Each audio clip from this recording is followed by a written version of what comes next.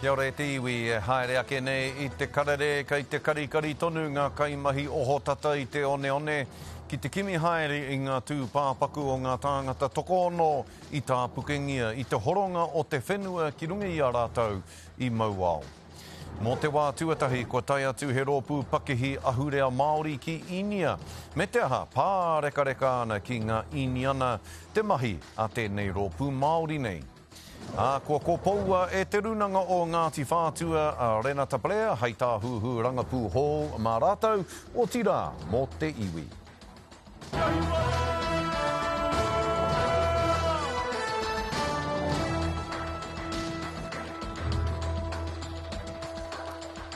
Nō reira kei ngā whitiki o te ki, tēnā koutou katoa. Kei te karikari tonu ngā kaimahi oho tata I te one, ki te kimi haere I ngā tū pāpaku o ngā tāngata toko ono I tā pukengia I te horonga o te whenua ki runga I a rātou I Mauao. Ko ennei te rātua ono e ngaro ana rātou. I te rānei ka pānui mai te kāwanatanga I tā rātou tahua āwhina I te hunga me ngā rohe I rarunui I te whiunga o te huarere I ngā rā tata nei. Kei a mārena mane ngā whakamārama. Ia ngā mahi e haere tonu ana e kaha hui tonu mai te hapuri. Te hunga e tai tonu atu ki te wāhi aukati I Waikōrire hei tangi kia rātou. Wōwehe nei. I te rangi nei e whakapua ki te ana e te premier tāna pūtea āwhina hei tautoko I ngā whānau, te hapuri kia tū anō ai. I can announce that the government is making available $1.2 million to support affected regions with immediate and pressing needs through the mayoral relief funds. Ana I whakahua hoki ngā marae I roto I taua pūtea āwhina. Hei āwhina I te hunga kua panaia I o rātou kāinga. A further $1 million will be provided to reimburse marae that have provided welfare in response to this weather event and to allow them to replenish and continue to build their resilience. Marae have been exceptional in the way that they have stepped up to support their communities. They have provided shelter, food and care to people in need, and I cannot speak more highly of them. Over the last 2 years, so we're now at about 24 local states of emergency. Iwi are very good at emergency management, without a doubt, and they always step forward for the entire community, and they're able to provide facilities and support that is often required when people need it most. I nei e tuku ana ngā kainoho I te pātai, me nā I tika ngā matapae o te horonga nei. For what it is, there's got to be a historical component that's the reasons behind the slips. So, what has led to that? And like I said, hindsight is a wonderful thing. But to actually check back through that, we need to look at the historical components, how they arrived to the situation that it is now. Ko whakahau hoki te premier kia tū he ui motu ake mo te horonga o te papa, aha koa kei te whakahaere ke te kauni hera o tauranga me WorkSafe I a rātou ake tirotirohanga mo te aitua. There's learning here for the rest of New Zealand. There's potentially an inherent conflict between the council and the council-owned campground, and importantly, the families deserve answers. He oi ki te takutai I tai atu ngā kapaha kina riki ārohe, pēnei I te kapa rangatira me te kapa Fiji and Jua. Hei āwhina, hei tautoko. Like I said, it's just absolute tragedy what's happened, and we as the Chiefs are here beside you. Look, we're just here to help. Well, we're not going to change the world for you or anything. That's not what we've come here to do. We're just literally just help out where we can. He tū ngā tahi ana I raro I te wairua o te kotahitanga. Mārena mane, te karere. Kua waimari e tātou I te holonga mai o te māngai tōranga pū o te ikaroa rāwhiti o Kusta te ngaire Manuel I nei anei ki tā tātou wānanga kia mārama pū ai tātou. He aha te aha e pāna ki te huarere ki te tai rāwhiti I tēnei wānei. Nō reira, te tuahine Kush e mihi ana kia koe tēnā koe. Atu I te awa o awatere, tēnā koe kore. Ka pai ahoa. E whiti ana te rā ki kona I tēnei wānei, engari hea tāu I ki te ai I te rohe whānui e nei rānei whaimuri hoi te āwhā me te waipuke. Aira, aha koa he rangi a tāhua e hika mā kauara wātu e pōhehe hei te pai rawa te whānau nei. Ko tāku e kete nei kore, tuatahi, ka tuku aroha ki ngā whānau I Waipuke tia. Ko noho ngoi kore etahi, Koe anō, ko tāku e kite ai te kaha hoki o te tangata whenua ki te tiaki i a rātou anō. Ko tāku ki te kāwanatanga ki ngā kaurihira, me whakarongo ki ngā tāngata whenua, kei te mohi o rātou ki o rātou whenua, ki o rātou awa, ki o rātou ruri. Nā reira, Scotty, ahakoa, kei te noho ora, te nuinga, te katoa, kei te noho hari koa, nā te mea kei te noho tahi o rātou ki o rātou ake marae, he nui ro atu ngā mahi e toi ana konei. Kāre kore, Kush. Ko roa te tai rāwhiti e patua ana e te huarere, ka kino hoki te mahu e tanga mai ngā wā katoa. Ai rānei me tīmata etahi ki te kimi kāinga hō ki waho atu i te tai rāwhiti. Kaua koe e kanga mai ki au, Scotty. Kāre taia. Nō reira, Scotty, ko tāku i au e haerere ana i wainganui ngā whānau e konei ai, te whakarongo ki o rātou hia i nāia tonu nei, engari te whakaro hoki me pēha, hea te rautaki mō ngā reanga kei te e toi ana.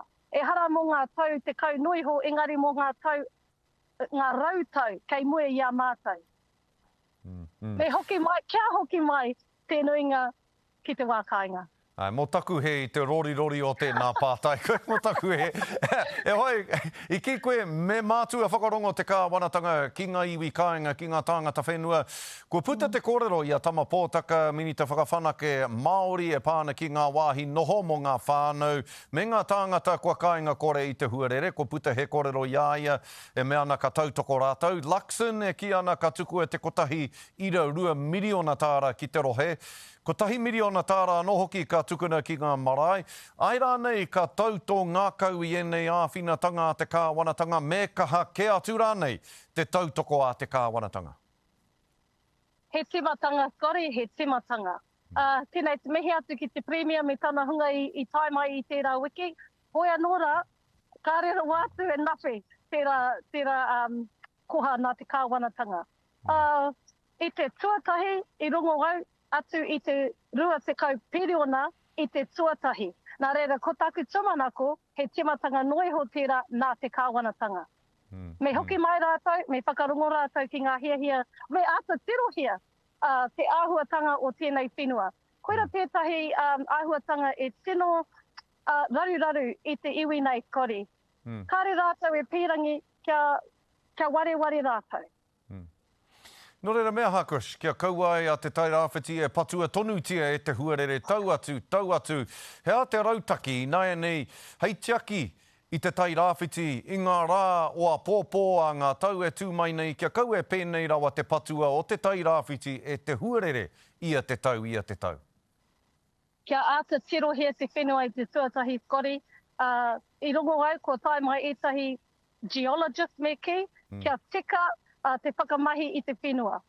Koe anōra, ko tētahi raru ka puta i tērā, ko te nuinga o ngā whenua e raru nei, he whenua Māori. Nā reira, me haere rātou ki hea, kāre taia te nuinga o rātou, te hoko i o rātou whenua. Nā reira, he nui tonu ngā mahi i mui a mātou, me ngā rangahau i mui a mātou, Scotty. Kia taia te manaki tika i te whenua, i te taia, kia taia te hunga ono konei, te noho ki runga i o aki o rātou ake whenua. Ka pai e te tuahine. Kei te wāhi tika koe, hoa kei wainganui tō iwi i tēnei wānei. Me te aha, ka te tiro au ki a koe, ko Ngāti Porou, ko koe, ko te tai rāwhiti, ko koe. Mihi ana ki a koe te tuahine i o mahi nui, hei oranga mō ngā whānau o te tai rāwhiti i tēnei wā. Tēnā koe, Kush. Kia ora, Scotty, ko Huarere te rori, nā reira kei te haere ki hune rupe ki te hui a whānau. Kia ora, kei te katoa. Kia ora, tēnā koe. Kāti hai te iwi Kush te ngaire Manuel, ko i hoki te māngai tōranga pū mo te ikaroa rāwhiti. Mo te wā tuatahi, ko tai atu he rōpū pakihi ahurea Māori ki te whenua o Inia. Me te ha, pārekareka ana ki ngā Iniana, te mahi a tēnei rōpū Māori nei. Kei roto i te rōpū Māori nei, ngā pakihi Māori, ngā tūmau Māori, tai atu rā hoki ki te kapa haka o Ngāti rongo mai.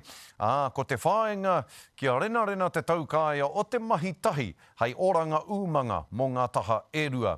Nō ngā rā tata nei hoki i pānui mai ai te kāwanatanga wāngatanga i te whakatutukihanga o etahi whakaaitanga tau hoko i Wainganui a Aotearoa me Inia. Kia tahuri ake tātou ki tēnei pūrongo nā pōtaka maipi.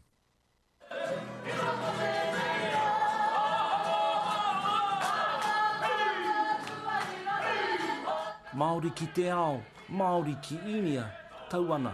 Ara noa te pitomatatanga o tēnei kaupapa mō te ao Māori, mō na iwi Māori, mō na Pākihi Māori. Ko tēnei haerenga tūtahi, te wāwahi, te huarahi, uru mai ai itahi o nā tino Pākihi o te ao Māori ki tēnei taha o te ao ki India. Nui ake i te piri o nā tāngata e noho ana ki te whenua o Inia, o turu ngā whatu ki ngēnei rōpū Pakihi, tēnei kapa manu whirino Aotearoa. I think New Zealand is looking to India, but India is also looking to friendships like those with New Zealand. I think I would also say that there's a great resonance in terms of how the Indians see New Zealand, including Māori culture. Arā ngā hua kei mua i te aroaro o tēnei tira haere. E rere te hua ta kapuhia. Ka tōna whakamāra mai me te ana, make the most of every opportunity. Anei, ko tai mai kia huakina te tatau ki tērā ao. Anei māuatahi, anei ki te tautoko i tēnei kaupapa hirahira nui. Arā te kōrero he hua kei roto i te pūrini. I believe our purpose and our reason for being here in New Delhi, India and competing in the Mystery Box Challenge is to showcase our Indigenous Māori kai, and us, myself and Irihei Walker, being the representatives of Aotearoa New Zealand is such a privilege and it's an honour to represent our people. Ka tahi anō ka puta te whakatau i wāngi ngā whenua e rua mō te tukurawa, e rua wiki te roa o te haere, pōtaka maipi, te karere. Muri ake i ngā whakatairanga ka tūhono mai a Huhana Linden ki tā tātou hōtaka ki te tuku mai ngā kōrero o te wā, mō te whakapai anō i te rohe o te tai tokerau.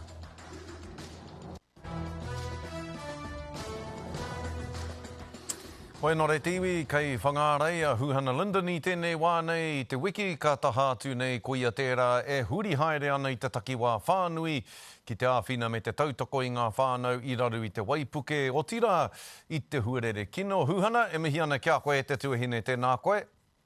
Tēnā koe te tungane o tira, tēnā koutou katoa. Kei roto tonu koe i tō waka e hoa, i tō waka i tērā wiki, kei roto tonu koe i tō waka i tēnei rānei, hūri haere ana i te takiwā. Tēnā kei te pēhea te haere o ngā mahi, whakatikatika, whakapaipai anō i te rohe. Ai, kei te haere tonu ngā mahi, ina nahi i puta hau, ki roto i te akau o Ngāti Wai, me te kaue haere i a Chloe Schwalbrook, ki Wainganui taku iwi o Ngāti Wai ki te mahi. Horekau mō te tiro nahe. Nō reira koea mao ko Chloe, te haere ki te mahi ki runga i te marae o Whananaki. He mahi whakatika me te whakapaipai nā te mea i waipuke katoa te marae. Nō reira tika ana ka puta te iwi ki te tautoko i a rātou. Me te haere ki roto whangaruru anō hoki, kei te noho wetahi ki runga i ngā marae. He kāinga kore, kua pakaru te whenua, pakaru te tiki i te wai mo te whānau, e tatari tonu ana mō ngā āpiha o te kaunihera te haere mai ki te tautoko i a rātou no reira, mā ngā marae tonu e haumaru ai tō tātou iwi. E koa katoa na kei te kōrero koe mō ngā marae me te tautoko a ngā marae i ngā whānau. I te mea, koe pānui mai te kāwanatanga i tētahi pūtea tautoko. Tautoko i ngā whānau me ngā tāngata i raru i te Huarere.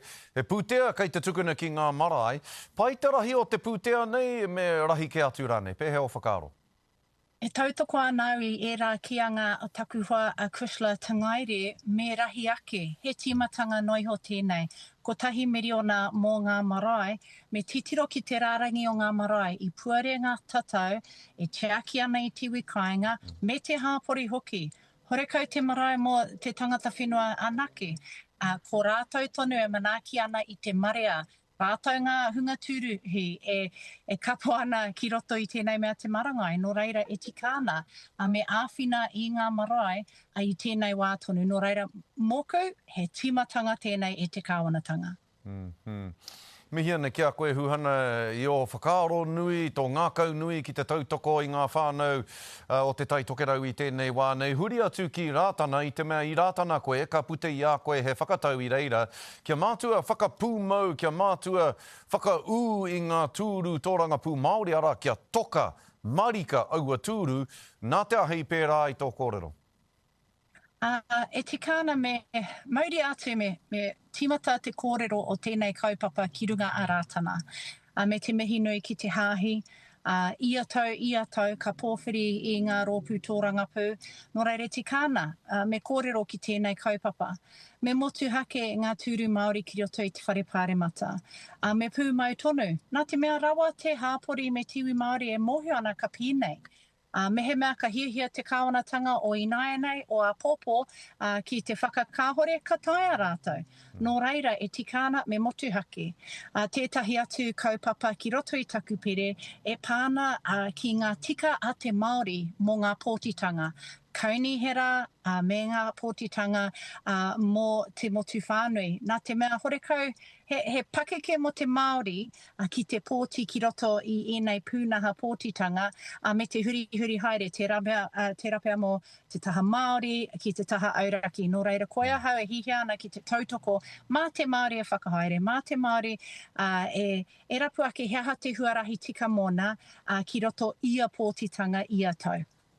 Rawe, huhana wahine whakaaro nui koe, whakaaro nui. Nā, i hoki ngā kaitōranga pū ki te whare pāremata i tēnei rā mo te wā tuatahi tēnei tau 2020.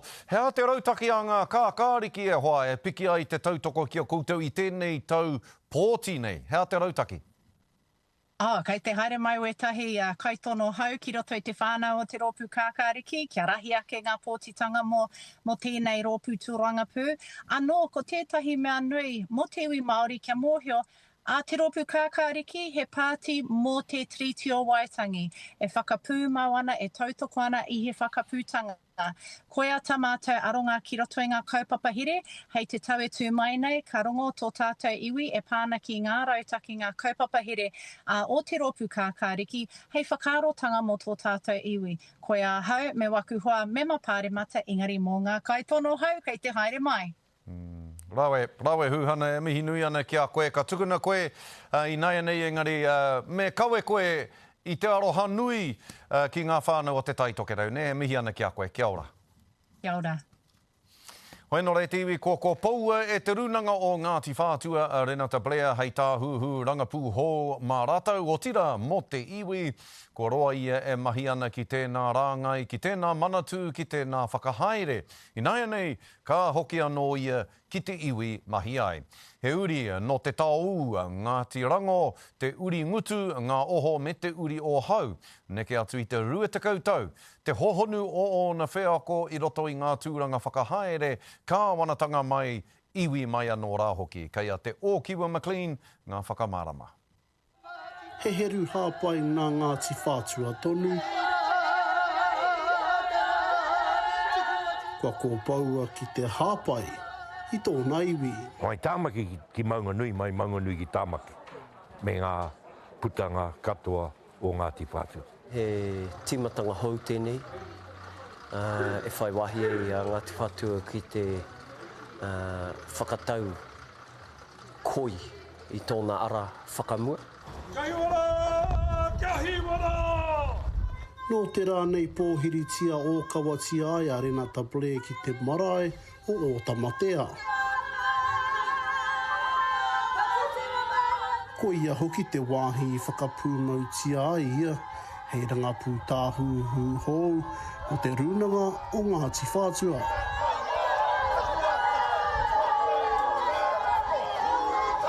Ko te mōhio o te tangata nei ki te ārahi tāngata, ko te mōhio ona ki tōna iwi, ko te āhei ona ki te whakatinana i ngā wawata, i ngā hiahia, i ngā whāinga, o te Rūnanga. E hara kaua Blair I te tau hou ki ngā whakahaere a te iwi, ko ia te mana hautū I te tarati Māori, nā wai ka piki ki te puari a Tūrei Māori mo Tūhake.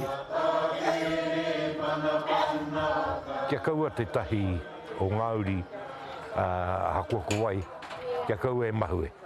Kaua e mahue ki kaua e riro I roto I ngā kōrero ngā whakaaro o te kuare o te kore mōhio. Nō nā tatanoa nei ko Renata te pī ki tīwhi Māori ki te kaporeihana āwhina hunga whara. Hei māngai nui mo te toiora o te Māori. Ko tētahi tūmanako kia mahitahi ngā CE katoa o roto I te iwi, ngā hemana katoa o roto I te iwi, kia ngātahi te hikinga o te iwi ki runga. Ngā mea toko toru ki te piki aki a tate nei pūtea, ohanga o Ngāti Whātua, ai nei ko 1.67 piriona tāra mo te wāri o te iwi katoa, me piki aki. I raro I ona rekereke ko te mana taurite, me te whai wāhi atu o te Māori ki ngā tēpu whiriwhiri tōna aronga nui. Mātua rā kia kaua te Māori e whakarerea, ki muri. Ko te urupau na nuia hea hatona ki te ngāna mata moto o nā iwi. Ko ngā mahi nui kai mu te aroaro ki te whakakotahi, ngā hapu tini o te iwi nei, tū ngātahi tātou. He tīmatanga hou, he tuāo mahou, mo Ngāti Whātua, te Okiwa McLean, te Karere. Nō reira kei au kūrangatira kia piri tonu mai kia te karere, e whai ake nei ko ngā huarere o te wā. Ko ki mai anō ki te karere, ko manawa ake nei ko ngā tohu huarere.